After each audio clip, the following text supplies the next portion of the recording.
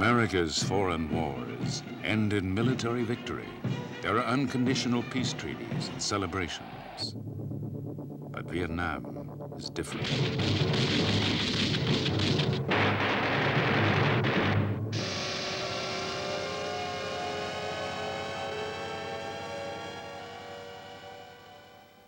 Negotiations for a peace settlement go on longer than World War II. December 1972. The first sustained bombing of Hanoi. It is designed to bring North Vietnam to the peace table. The so-called Christmas bombing brings widespread condemnation. A treaty soon follows, and for America, the war is over. But in Vietnam, the fighting goes on.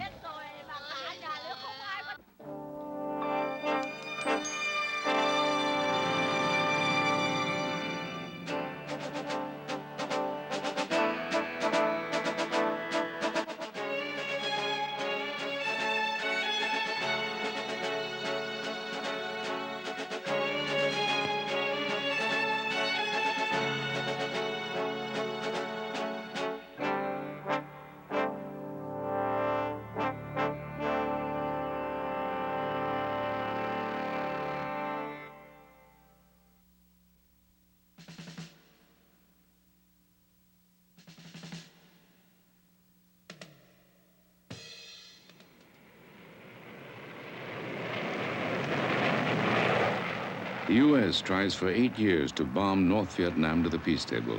Stand by to release. Ready now. Bombs fired. And as the talks drag out, the bombing escalates.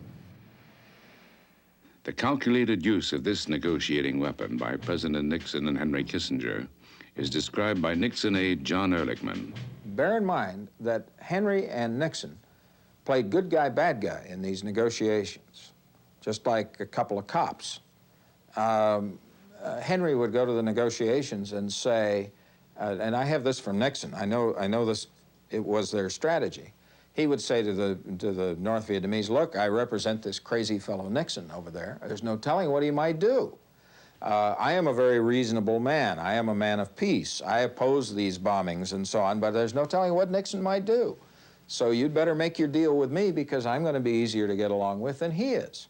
And then if he got to a sticking point, he would report back and they would unleash the bombers or some kind of an offensive or something so that Henry could go back and say, see what happens when you don't make your deal with me? Then he back there in the White House does something crazy. December 1972. Peace talks have broken down. President Nixon delivers an ultimatum. Hanoi must resume negotiations or the capital will be bombed. Hanoi ignores the warning.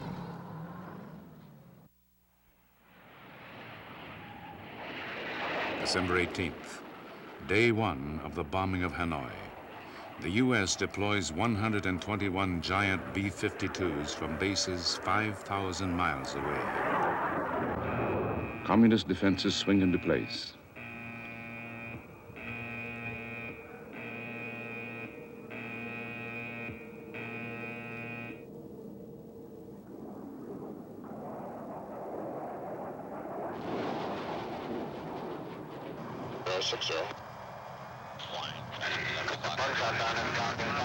The B-52s converge on Hanoi and Haiphong at 40,000 feet. Each plane drops 108 heavy bombs. Stand by to release. Ready now. Bombs fired. On the first day, the B-52s drop almost 12,000 bombs. The U.S. says the targets are strictly military. Hanoi has 600 Soviet-designed twin 37mm anti-aircraft guns. They are only effective against the support planes. But there's a sophisticated missile defense system. From 200 mobile sites, Soviet-supplied surface-to-air missiles search out the B-52s. The SAM-2 missiles reach 60,000 feet.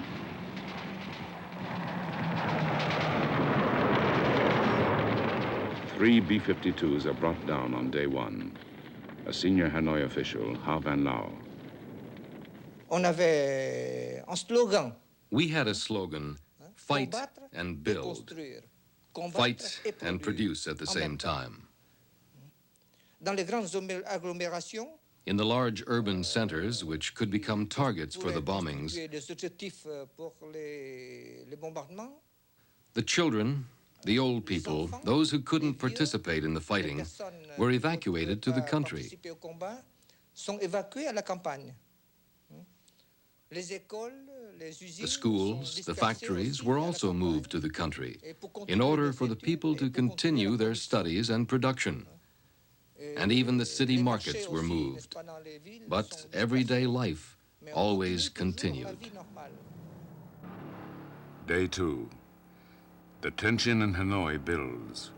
More SAM missiles are rushed to the city. North Vietnamese gunners study the B-52 flight pattern. They find it being repeated. The defenders believe they have found a tactical weakness. Radar systems, missile positions, and timing are rechecked. The Battle of Hanoi is to be the politically decisive battle. Both sides confidently expected to get peace terms domestically acceptable. To demonstrate the military stalemate, both sides must give and take terrible punishment. But that has been the pattern for 20 years. The victor over the French, General Giap, now personally directs Hanoi's defense, and this battle is as desperate as the history that led to it.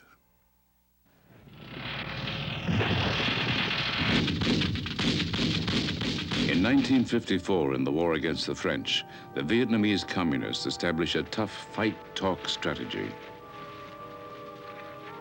They win the decisive Battle of Dien Bien Phu the day before peace talks open. The 1954 Geneva Agreement partitions Vietnam, but the North sets out to defeat the South by the same means: talk, then fight until the other side tires. The U.S. commits 500,000 combat troops to defend the South.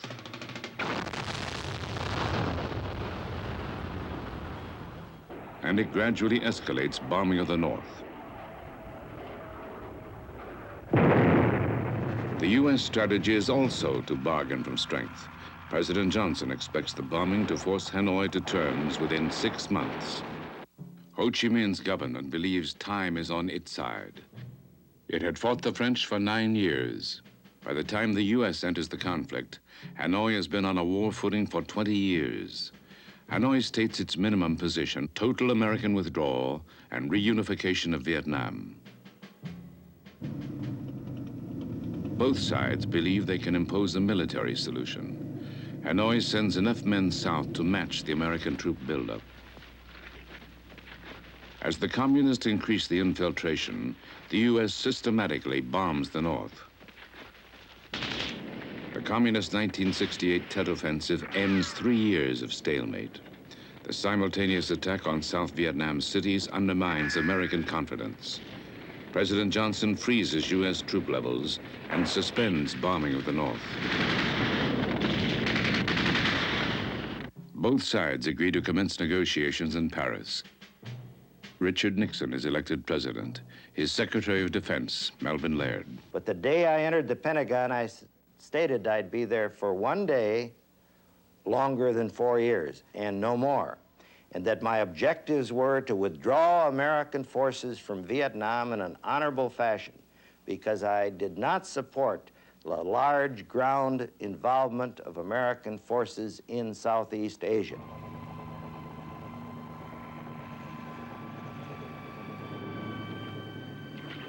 Nixon believes greater pressure will get better terms, but he makes a new effort in Paris, sending former Saigon Ambassador Henry Cabot Lodge. The talks quickly stall. Did not agree with our proposals that we start talking about restoration of the status of the demilitarized zone, or withdrawal of troops, or exchange of prisoners. I'm sorry to have to say this, it's too bad. In 1969, National Security Advisor Henry Kissinger and Politburo member Le Duc Tho began meeting secretly. And Nixon orders secret bombing of communist supply bases in Cambodia. He is developing his own talk-fight strategy. Nixon keeps his pledge to withdraw troops. In July '69, 25,000 leave Vietnam. Nixon's policy is to pressure Hanoi while slowly handing back the war to the South Vietnamese. North Vietnam's Prime Minister Pham Van Dong. President Nixon's way of withdrawing U.S. troops covers dark maneuvers to cling to South Vietnam and to perpetuate the division of our country. But those are desperate efforts, which are doomed to total defeat. But Hanoi continues the secret talks in Paris. Kissinger aide Winston Lord. In fact, the secret negotiations were meaningful. We were making specific proposals. They were responding. We would usually go on a Saturday morning, just be 3 or 4 of us along with Kissinger, get on the plane, fly across the Atlantic all day Saturday, land in central France, get out and transfer to another small French jet arranged by President Pompidou's office, and fly from there to the outskirts of Paris. We'd get a night's sleep. We would negotiate with the Vietnamese on a Sunday, and then with a change of time, we could fly back late Sunday afternoon, still get home Sunday night, go in the office the next morning as if nothing had happened. Kissinger operates in total secrecy for 2.5 years. In May '71, Kissinger drops the demand for the withdrawal of North Vietnamese troops from the South. It is the most significant concession of the war, but Hanoi does not respond. It demands the removal of South Vietnam's President Thieu. Kissinger does not inform Thieu of this. Saigon's ambassador to Washington, Bui Diem. We knew very little about the secret talks in Paris. I don't know to what extent my president, Mr. Thieu, by then knew about all the substance of the secret talks. But as ambassador in the United States, I knew vaguely that there are talks going on, but I didn't know about the substance of it. President Thieu criticizes the secret diplomacy. What the American has done wrong in Vietnam from the beginning is they have done the war themselves on behalf of Vietnamese people. And after that, they have taken on hand themselves the peace negotiation. Kissinger's priorities are in Moscow and Peking. Vietnam becomes part of an overall settlement with the major communist powers. Journalist Tad Schultz. If a settlement were to be reached, it had to be worked out in the context of a larger communist entity or entities. So you had there American foreign policy working on several tracks for a number of reasons, in which essentially Nixon and Kissinger perceived Vietnam, as Kissinger said himself at one point, as a sideshow. My son's been a prisoner for 3.5 years. I want him home. The U.S. public sees only a continuing war. Protest mounts. You, more than any other people in this country, are a living testimony to the fact that the American people do not wish to provide the manpower for this ugly war, this illegal, immoral war, which has destroyed our own country, even as we destroy innocent victims abroad. The dissent in the U.S. encourages Hanoi to hold out for concessions. Kissinger's military aide, General Alexander Haig. These anguishing days, the complex forces that were at work, especially the declining support base at home, certainly didn't give Dr. Kissinger the kind of leeway that an absence of those pressures would have provided. So he was working against a series of converging deadlines, congressional legislation, which would have forced the withdrawal of the American activity in Southeast Asia, intransigence on the part of the North Vietnamese negotiators, who were armed with strong support from the Soviet Union at the time, and also the consequences of their own failures in a military sense in South Vietnam, and they were rather evident. January 1972. The South's army is collapsing. U.S. troop strength is only 130,000. Chief of Staff General Westmoreland warns of worse to come. It would seem that the enemy is preparing himself for a major offensive. This is well known to you. Indications are that this offensive will take place in the northern region and in the Highlands area. In fact, I believe the objective is a political objective. Peace talks reconvene in Paris, but again break down. The North Vietnamese and U.S. delegates blame each other. Well, that was quite a session. Not exactly the kind of, quote, serious negotiation, unquote, that they told us they wanted us to come back for. Spring 1972. North Vietnam launches a major offensive in a bid to gain concessions. Nixon responds with heavier airstrikes against the North. But by now, Soviet aid gives Hanoi more time than Nixon has. In late '72, Kissinger pressures the Soviets to support meaningful negotiations. Kissinger assistant, Winston Lord. In September, when we had met a few weeks before, the Vietnamese had begun to move. Instead of going flatly for a coalition government and the overthrow of Thieu, they were beginning to play with the language, not in a way that was anywhere near satisfactory. But we had a sense they might be willing to be reasonable at last. The Americans made a very major concession in '71 on no longer demanding North Vietnamese military withdrawal from the South as a condition for peace. A year and a half later, the North Vietnamese made their great concession, the heart of which was in effect that they would let Thieu remain in Saigon as president in the framework of a peace treaty. That was the key breakthrough, because it was on that date, through their plan, that they, for the first time after agonizing years of negotiations, separated out a political settlement from a military settlement and made a peace that we considered honorable possible. He knew that the North Vietnamese had made a major step forward, but he wasn't sure that we had all the Vietnamese parties lined up yet. So that was sort of the only restrained note, some people feeling that the North Vietnamese had not gone as far as Kissinger and I thought they had. But basically, it was a sense of tremendous achievement and a breakthrough. We got to work immediately overnight writing a counter draft, and we negotiated for several more days to make it a better document. There is one major snag. Kissinger has yet to tell Thieu of his peace plan.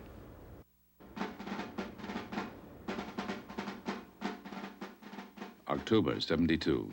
Kissinger meets Thieu. The U.S. and North Vietnam have agreed on a settlement. Nixon stands for re-election in 3 weeks. He has promised peace, but Thieu now balks.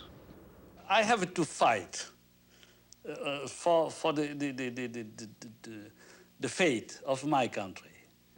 And the American would like to impose me to my people something they cannot accept. So we have to discuss, even with the very hard discussion, you know. I have to act as a patriot, as a Vietnamese, and as a president who is responsible for the fate of our country. It's our normal reaction. So it was a very painful time. We presented it to him, he listened impassively, and we took encouragement because he didn't immediately denounce it, thought about it overnight, asked some questions which we thought were encouraging, but then came back and blasted the agreement. What I didn't agree at all consists on 2 points, 2 very crucial points first. First, in the draft of the peace agreement that Mr. Kissinger have written together and agreed with North Vietnamese, the North Vietnamese troops has been allowed to stay forever in South Vietnam.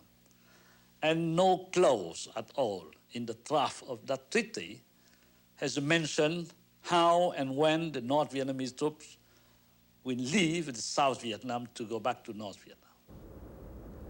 Having listened to Thieu for endless hours in Saigon, Kissinger, on the plane flying back to Washington, said to one of his associates, one of his aides on the plane, something to the effect, this war simply cannot go for another 4 years. We have to end it, even if it takes a very brutal, this is a verbatim word, a very brutal way of doing away with this war. Even though they say that I'm an unreasonable man, but they recognize that I am a very patriotic man too. They have to recognize that. And they have to recognize that I am right as a Vietnamese and as a Vietnamese president and the man who fight for his country.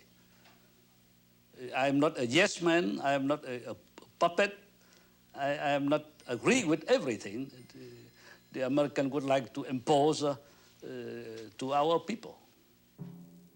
Fearing the collapse of negotiations, Kissinger announces that peace is at hand.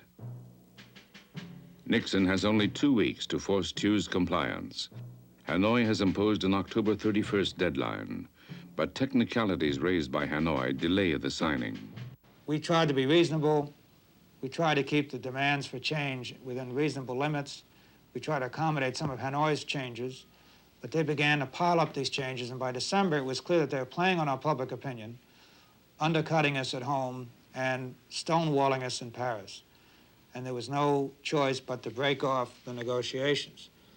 Then the president felt that in order to demonstrate to Hanoi that we couldn't be trifled with in this way, and frankly to demonstrate our toughness to Thieu, because we knew we would have to lean very hard on Thieu to get an agreement, no matter what agreement we came out of, he undertook the bombing. At this point, American interest in relation to South Vietnam is served by an extra delay.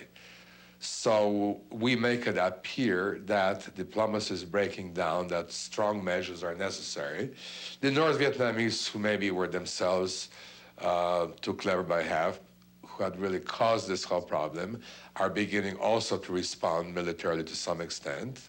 One thing leads to another, and suddenly the United States, in the final spasm, if you will, of military activity in Indochina, launches the famous Christmas bombings. Beginning December 18th, 1972, the B-52s bomb Hanoi for the first time for 11 days and nights.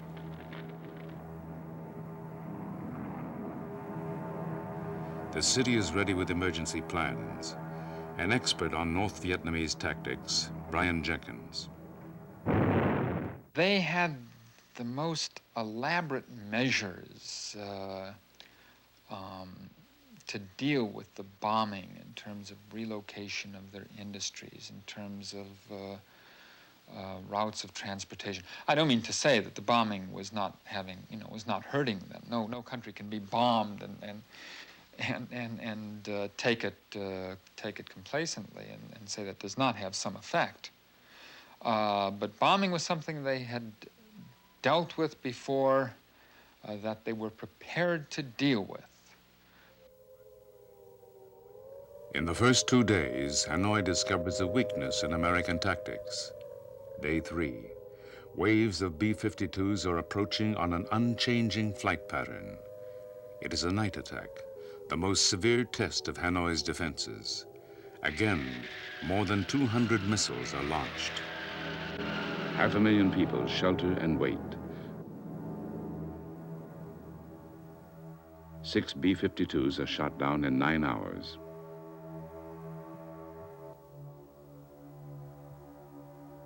American officials call Day 3 their darkest hour. The pilots blame poor planning and demand changes. Washington considers stopping the Hanoi raids entirely, but then decides to try new tactics.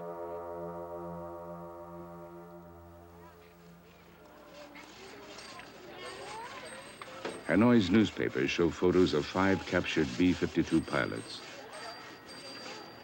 Adding to international criticism of the bombing, the captive pilots make statements at a news conference. My first impression on observing the areas that had been bombed was complete shock. I was extremely surprised at the area that we had actually hit. The fact that I could observe no military targets anywhere in the area. Bombed civilian areas of Hanoi are shown to the captured pilots in publicized tours.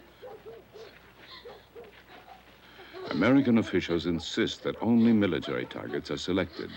They contend that any civilian damage results from proximity to military targets. The North Vietnamese show the pilots hospitals, schools, and residential areas destroyed by the B-52s.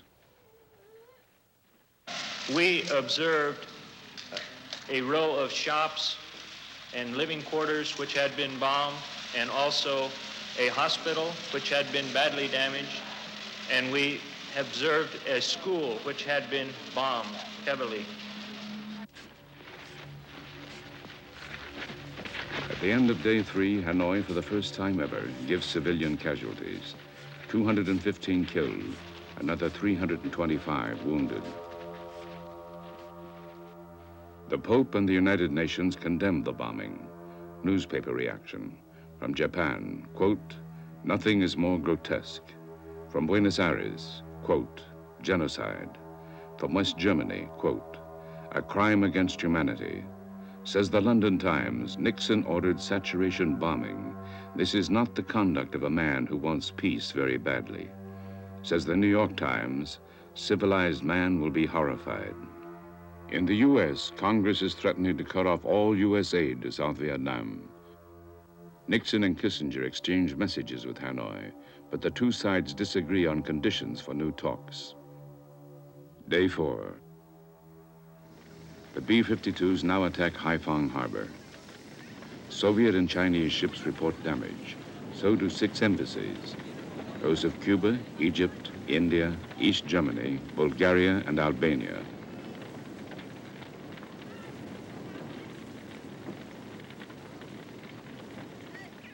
Hanoi's Bac Mai Hospital is virtually destroyed. Hospital officials claim that 25 doctors and nurses are killed. Hanoi charges that the U.S. is deliberately hitting civilian targets.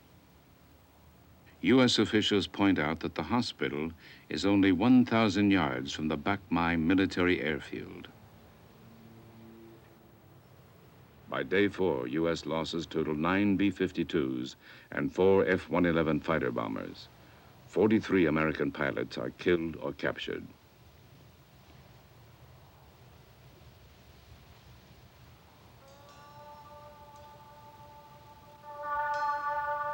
Asked if the bombing of Hanoi is his country's darkest hour, Prime Minister Pham Van Dong reflects on 27 years of war.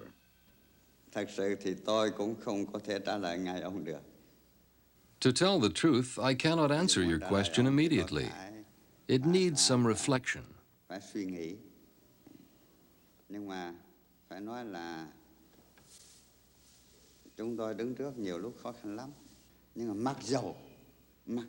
But I must say that we faced a lot of difficult times. But however difficult they may be, we are always sure of final victory. Confident in our people's strength. And all the more determined to strive forward.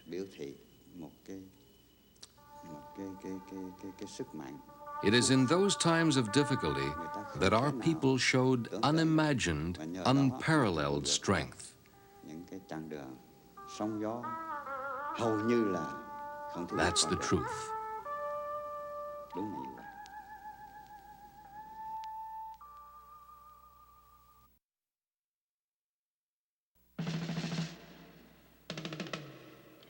Nixon and Kissinger now face an all-round critical situation. With pilot losses increasing and political support disappearing, Hanoi still refuses to negotiate. They decide to continue the bombing with a pause on Christmas Day. At Hanoi's Catholic Cathedral, midnight mass is celebrated during the brief bombing reprieve. Hanoi's streets have a false quiet. There are new street-side shelters, ready, it seems, for a long siege.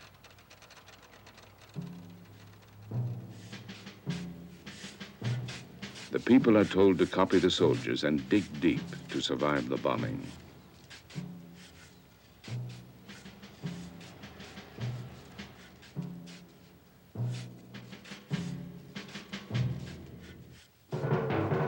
Defense Minister Giap now has almost no SAM missiles left.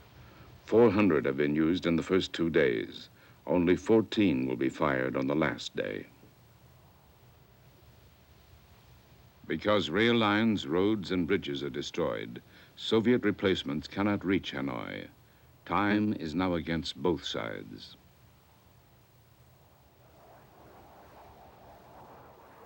During the Christmas pause, the U.S. readies for even bigger raids. Nixon is threatened with a congressionally forced halt to the bombing. He tells Hanoi the air attacks will cease if negotiations resume by January 3rd. Hanoi wants a later date.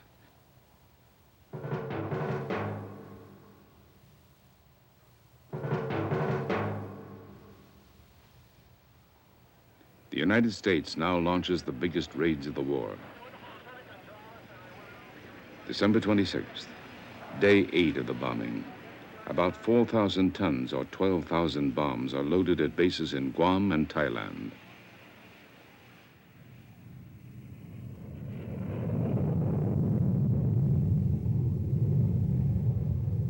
Hanoi is prepared, says Haban Lao. Our artillerymen were ready 24 hours a day on the loading platforms of the anti-aircraft guns or on the ramps of the rockets. 24 hours out of 24. And the American strategic air attack was of a breadth never before known in the history of war. From the 18th to the 29th of December, 1972, that is to say, 12 consecutive days and nights, the American imperialists dropped 100,000 tons of bombs on Hanoi and Haiphong. That's the equivalent of 5 American atomic bombs dropped on Hiroshima in 1945. The B-52 force comprises 120 bombers and 100 support planes in 7 waves. Roger, copy. I see him at this time. Call it nav. Roger, nav. Coming up the bomber and heading to 281. 281, you want that The heading bombers now? are over Hanoi and Haiphong only 15 minutes. This time they detect far fewer missiles, only 68, and lose only 2 B-52s.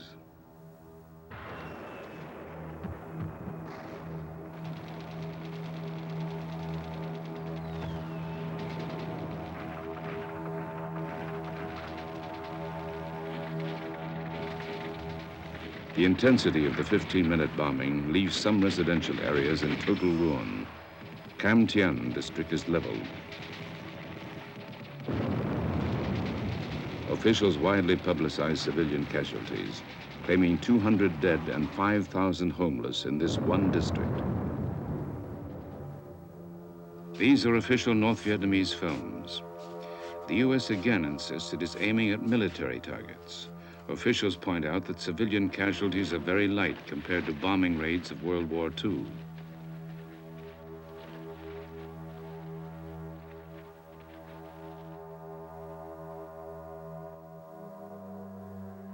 The Can Tien incident brings angry editorials in the United States. New York Times, shame on earth. Los Angeles Times, beyond all reason. But in a later visit, a New York Times reporter calls civilian damage grossly overstated. The Baltimore Sun finds civilian damage minor compared to the military targets. Premier Dong on overall civilian casualties. Tôi nói thật với ông là chúng tôi không làm cái thống kê này. Cái đó tôi nói thật. Frankly speaking, we did not make any statistics. That is the truth, because it was very difficult to make statistics. What I can tell you is that our human losses were not so great as in other wars. In comparison with other large wars in the world, our losses were relatively light.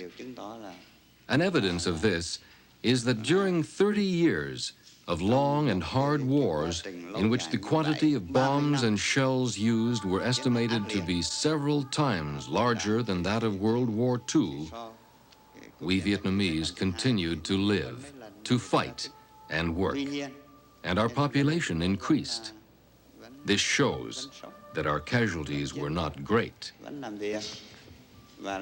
nhân khẩu lại tăng lên.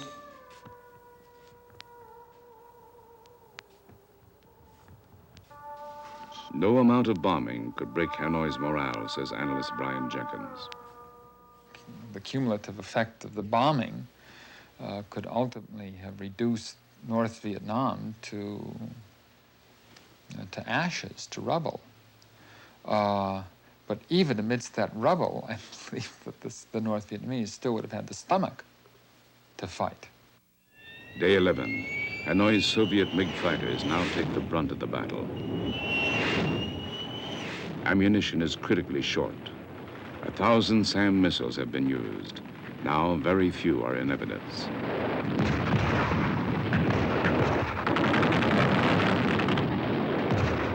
Okay, turning 281. EW, co-pilot, picking up any signals? Oh, roger, co-pilot. Just a normal acquisition signals. No threats at this time. By now, over 100,000 bombs have been dropped on Hanoi and Haiphong. But 33 airmen are dead or missing.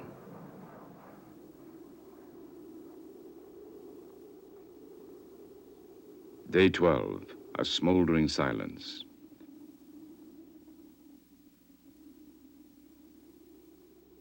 Hanoi tells Nixon and Kissinger that it will resume peace negotiations in Paris within 5 days. At midnight, December 29th, the bombing is called off. A Kissinger aide, Winston Lord. Unpleasant as it is, the fact remains within a very short period. In the middle of this bombing, we got a message from Hanoi saying they wanted to negotiate again. And when we went back and began negotiating again in January, it was clear from the very first meeting that they wanted an agreement. They moved very quickly, and we wrapped it up very expeditiously. And the only thing that occurred between the December period when they were totally intransigent and the January period when they were totally forthcoming was the Christmas bombing. So one has to, in the agony of these years and in the agony of diplomacy and conflict, to weigh the unpleasantness of having to resort to force against the fact that it did, in fact, achieve the breakthrough, and there's no other explanation for Hanoi changing its attitude. And we stopped it as soon as it was clear that they were willing to negotiate. The bombing is North Vietnam's last serious threat from the U.S. For both sides, time, resources, and options are all but exhausted. With this situation, both sides want an immediate settlement.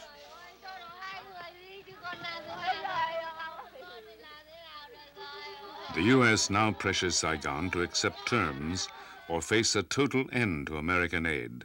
Military advisor Alexander Haig.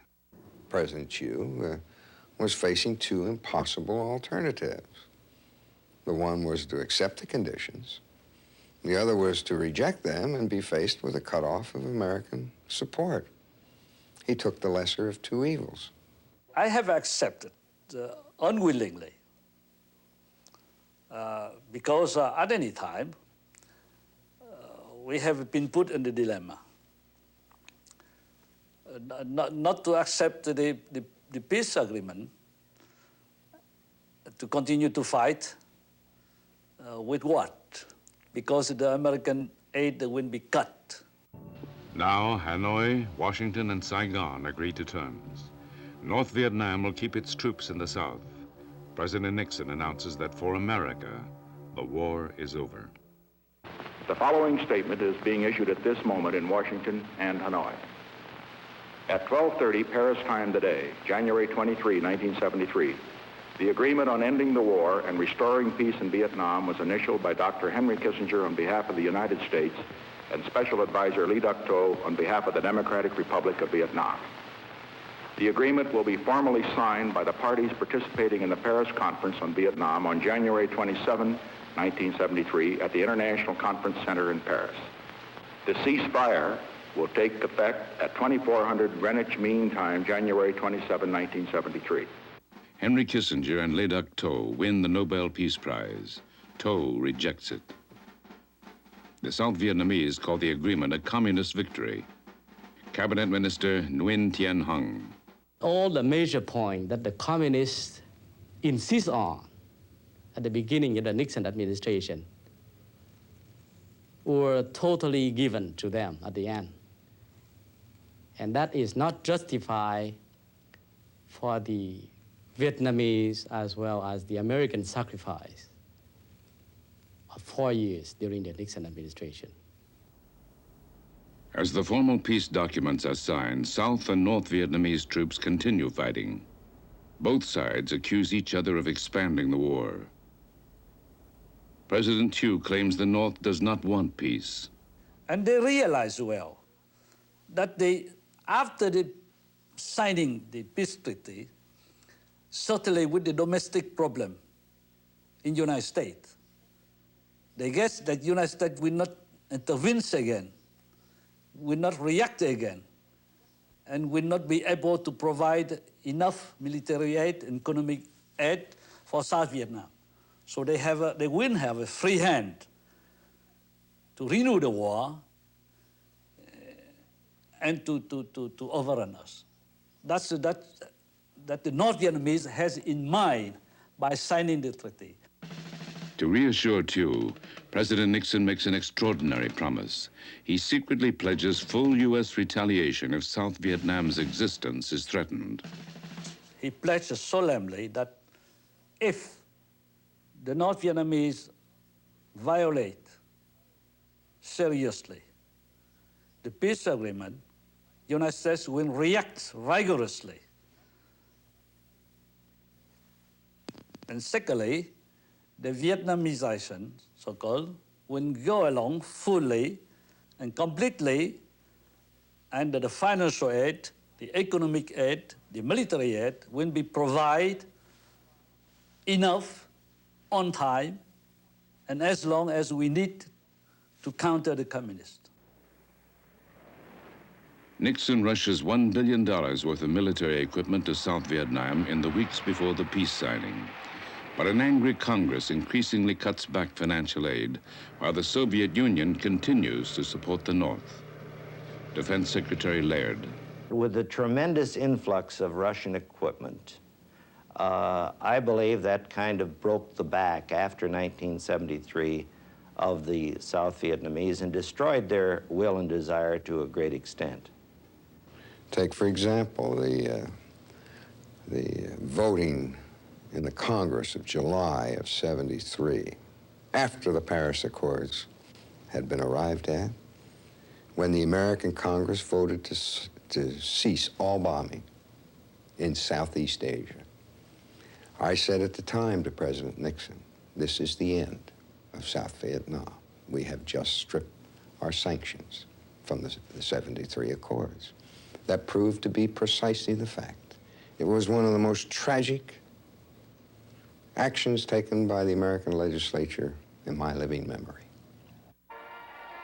North Vietnam's peace negotiators are welcomed home as victors.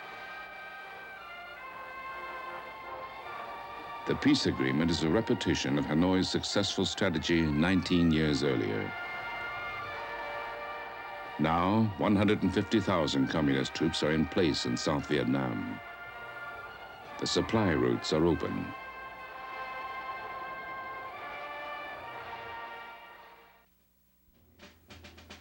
Thieu feels his country has been sacrificed. It's much better to let the Americans speak by themselves. And I have heard that many very important men who have a great responsibility in Vietnam, who say that we have no other word than to say betrayal. Betrayal.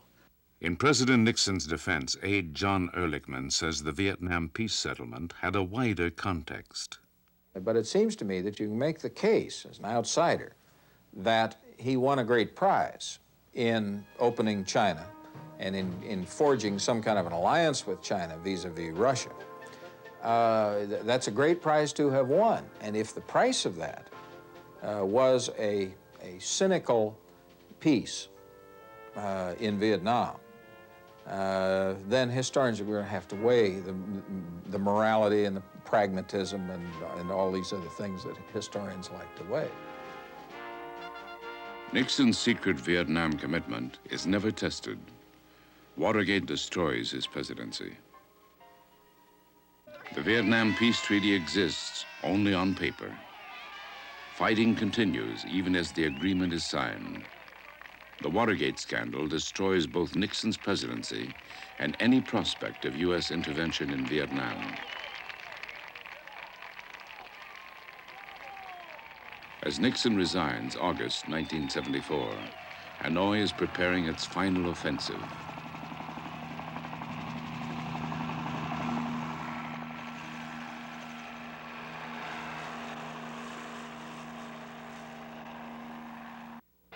In 1974, peace negotiator Le Duc Tho gets a very different assignment. He infiltrates into South Vietnam to help prepare the 1975 offensive. Hanoi's planning is outlined by one of its senior strategists, Ha Van Lao. Voilà, de la fin de 1974. From the end of 1974 until the beginning of 1975, the leadership of our party did a scientific analysis of the current war situation and reached an historic decision. Our leadership decided on the basis of the report that the strength of our enemy and ourselves had fundamentally changed in our favor. And on that basis, our leaders saw that the favorable strategic moment had come for us to undertake the last battle to liberate the South. They decided to mobilize all the people and all our armed forces. And in combination with those in the popular uprisings, we then began a general offensive and ended the war.